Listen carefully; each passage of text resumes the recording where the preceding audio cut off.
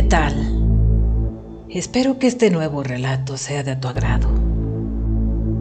Respira, claustrofóbico. Regálame tu like y comparte. Gracias por estar aquí.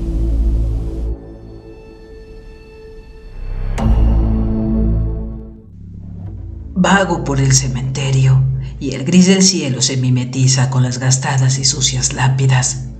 Flores marchitas, nombres borrosos que el tiempo se ha llevado, peluches descoloridos y muertos como sus dueños adornan o deprimen el lugar. Todo el tiempo es igual. Camino por el campo santo mientras miro las penas reflejadas en los rostros de personas que no conozco. Cierto es que por momentos me tienta el mundo exterior, pero lo poco que desde aquí logro vislumbrar me asusta sobremanera, y eso que de sustos, por desgracia, sé bastante. Ha habido demasiados cambios y a mí los cambios jamás me gustaron. Además, prefiero el silencio que aquí he encontrado. Antes, tener siquiera un segundo de paz era toda una utopía. A lo lejos veo una niña tomada de la mano de un hombre. Supongo que debe ser su padre. Y algo en mi entera alma se rompe. Me acerco y me pongo a su lado. La pequeña se agacha y deposita en la tumba de su mamá un ramo de flores que el padre ha robado en otra tumba. En los ojos de este asoma una tristeza y un sentimiento de soledad que no logra deslumbrar. Está muerto en vida. Por un instante pensé que me vería, pero no lo hizo. Nunca sentí deseo de ser madre. Sin embargo, ahora, cuando obviamente no puedo, he cambiado de opinión. Me alejo y dejo al par con su pesar encima y me paro frente a él, escueto pedazo de tierra donde descansan mis huesos. Huesos, solo eso ha quedado de mí. Además, una lápida cuyo nombre, el de Patricia Villalba, no es mío. También un recuerdo. Y un misterio que todavía nadie supo desentrañar. Dicen que desaparecí. No es así. La verdad es que a mí me mataron. Recuerdo que una vez una amiga me preguntó, ¿no te da miedo trabajar con todos esos monstruos?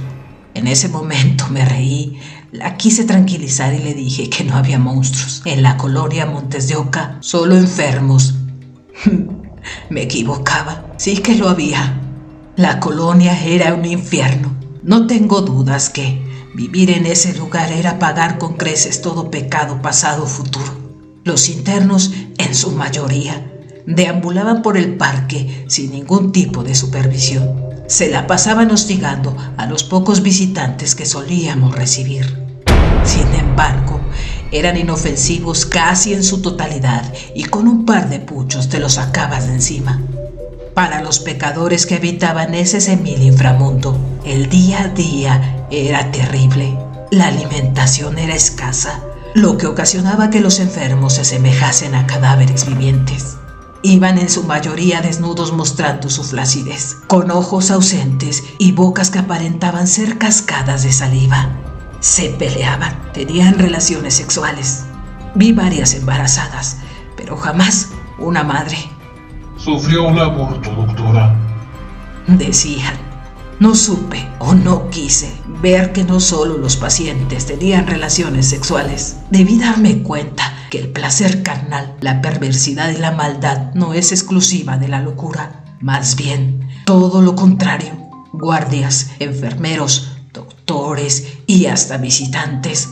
Cualquiera pudo abastecerse de ese menú gratuito. Monstruos hambrientos de carne. Eso eran. Debí ver, debí denunciar. No me dieron tiempo. Los primeros años fueron duros, pero soportables. Sin embargo, de a poco comencé a notar cosas muy extrañas. Los pacientes desaparecían o morían cada vez con más frecuencia. Se debe haber escapado, doctora. Me decía. En un principio llegué a creer esa versión, hasta que una noche descubrí la espantosa verdad. Creí que soñaba. En mi mente adormilada retumbaba un grito. Me incorporé esperando que el silencio de la noche me confirmara que mis sospechas eran ciertas y que había tenido una pesadilla. De repente el grito se repitió. Sonaba desgarrador. En un primer momento pensé que quizás algún paciente estaría sufriendo una crisis, pero luego descarté tal idea porque la casita de los doctores, que era donde los médicos descansábamos, estaba algo alejada del hospital y el alarido había sonado con mucha fuerza, lo que denotaba que provenía de un lugar más cercano. Hubo un tercer lamento que me heló la sangre. Dio la impresión de que la persona sufriente estuviese siendo atacada o, lo que es peor, torturada. Me vestí y salí apresurada, tanto que me olvidé de ponerme el calzado. La noche era glacial y la oscuridad era total. Caminé despacio en silencio hasta que debí largar una puteada obligada. Cuando pisé un pedazo de vidrio que me penetró muy profundo, me lo quité y continué andando entre brumas y sonidos muertos. De repente, una pequeña, lejana y resplandeciente luz, como si fuera una diminuta luciérnaga, captó mi atención. Tomé ese rumbo, mientras que con mis brazos cacheteaba ramas que me rasguñaban y cortaban la helada piel. Mientras me acercaba hacia la luz distante, mis oídos aguardaban por otro grito de horror. Supuse que era cuestión de tiempo para que llegase. Me equivoqué, no hubo más aullidos. Una casucha, de ahí salía la luz. Con sigilo me acerqué y apoyé en un costado de un agujero cuadrado, que en tiempos mejores supuse que había funcionado como ventana. Miré hacia adentro. Mis ojos se llenaron de sangre ante las escenas que observaron. Una joven, desnuda y roja de tanto líquido desparramado, atada, estirada como una X, llevaba la cara deforme de tantos golpes sufridos. Su vagina estaba hinchada y morada, pero además tenía una botella de gaseosa incrustada en su interior. Parecía estar muerta hasta que abrió los ojos desorbitados y tristes y me miró. No aguanté, vomité. ¿Quién es capaz de cometer semejante salvajada?, pensé. Mis arcadas trajeron la respuesta. Monstruos. Eran 3. Llevaban capuchas y túnicas negras. Parecían miembros de una secta. Me vieron. Corrí, salí disparada. Mis pies descalzos eran ajenos al dolor a causa del miedo que sentía. Deshice el trayecto que me había llevado a la dantesca casucha. Con mi respiración entrecortada, llegué a la casita de los médicos y busqué mis llaves de mi Renault, pensando en largarme de forma urgente de allí. De súbito, sonó un golpe en la puerta y una voz que me resultó familiar. Doctora, ¿está usted bien? Lo oí gritar. El terror le ganó a mi lucidez. Abrí la puerta. De haberme tomado un segundo para pensar, me habría percatado de que yo nunca había gritado. La voz familiar oculta su rostro con el mismo atuendo oscuro que segundos antes me perseguía.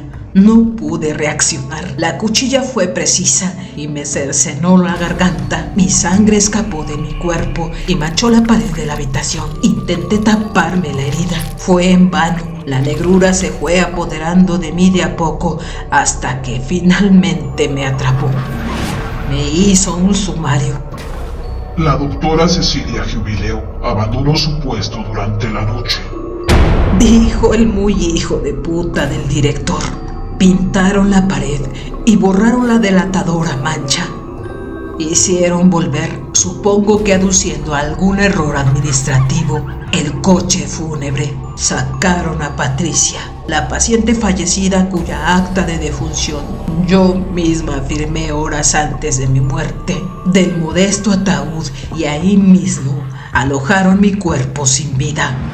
A Patricia le fue peor que a mí, pues terminó en el estómago de varios residentes de la colonia.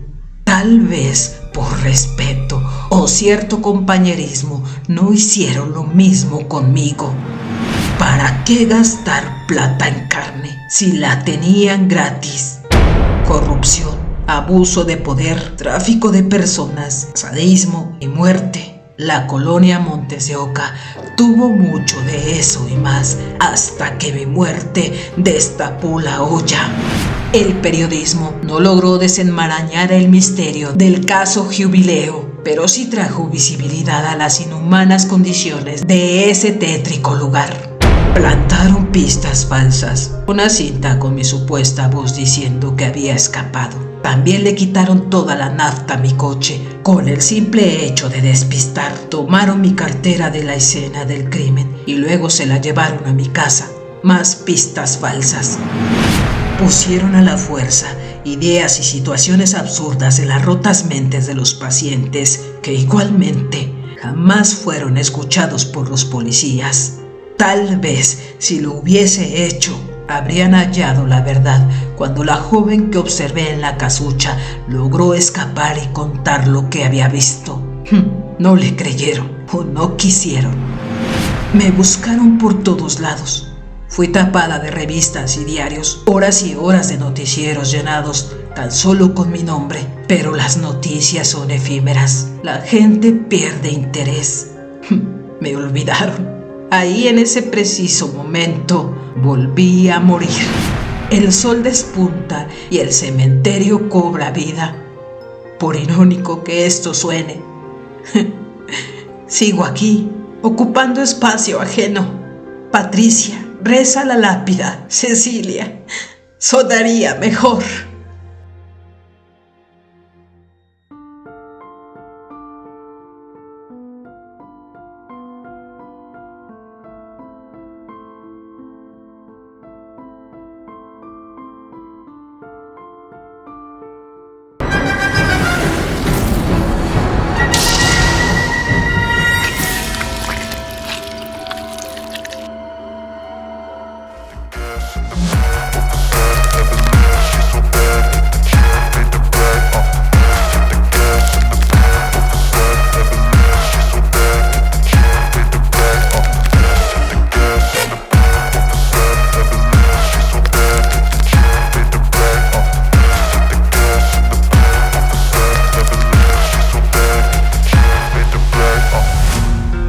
By thirst, I'm inspired by worth.